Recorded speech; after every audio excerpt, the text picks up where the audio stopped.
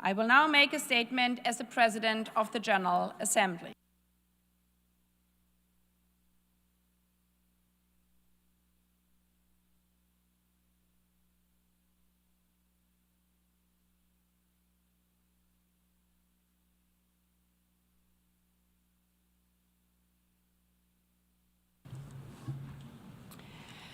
The closeness of the place, so crowded that each has scarcely room to turn himself, almost suffocated us.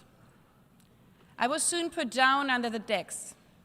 I became so sick and low that I was not able to eat, and I wished for the last friend, death, to relieve me. These passages were written by Olaudah Equiano in his 18th century memoir. Equiano, from what is now Nigeria, was stolen, shackled, and shipped like cargo, degraded, dehumanized. Mr. Secretary General, Mr. President, Excellencies, distinguished delegates. Tens of millions of others like Equiano were ripped from their families, their countries and cultures, enslaved and sent to work in foreign lands, to cotton fields here in the United States, to sugar and coffee plantations in European-controlled colonies, in what is now Brazil, Barbados, Jamaica, and dozens more places. All far from home, far from family, far from life. Countless perished before ever reaching land. Those who survived were condemned to lives of servitude and forced by the lash and the whip, denied their freedom, their dignity, even their names. This is not only tragic history. The slave trade and slavery stand among the gravest violations of human rights in human history, an affront to the very principles enshrined in the Charter of our United Nations and the Universal Declaration of Human Rights, themselves born in part from these injustices of the past.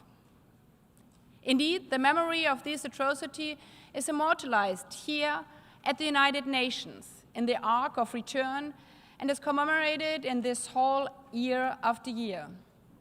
Because while slavery itself has been abolished, its consequences endure, continuing to shape lives to this day. For descendants, it is inherited, manifesting as poverty, as social discrimination, as underrepresentation in politics and business.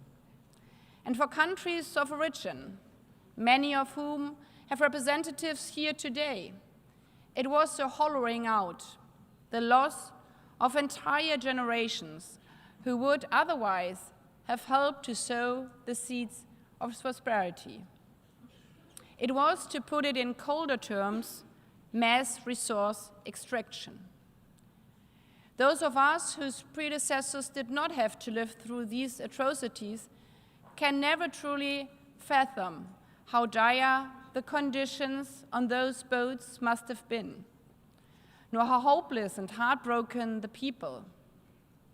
But none of us could say we do not know the fate that they met. We have seen this time and again in movies and television, in books and literature. We've heard it from friends, families torn apart, women and men, children, slaving away in cotton fields and on plantations under scorching heat, women raped, men beaten, children born without hope of education or opportunity.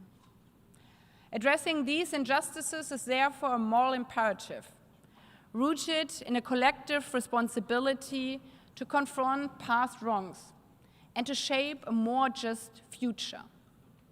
An imperative that requires storytelling, as Olaudah Equiano did in his memoir, and as Ms. Esther Phillips and Meshahada Jack will do for us today.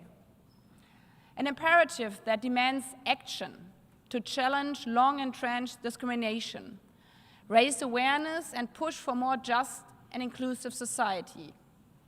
And an imperative that calls for candid, even painful self-reflection and accountability. On this point, I welcome the debate, however challenging it may be, on today's resolution, as it demonstrates that our UN is not shying away from hard conversations or topics, but addressing moral dilemmas head-on.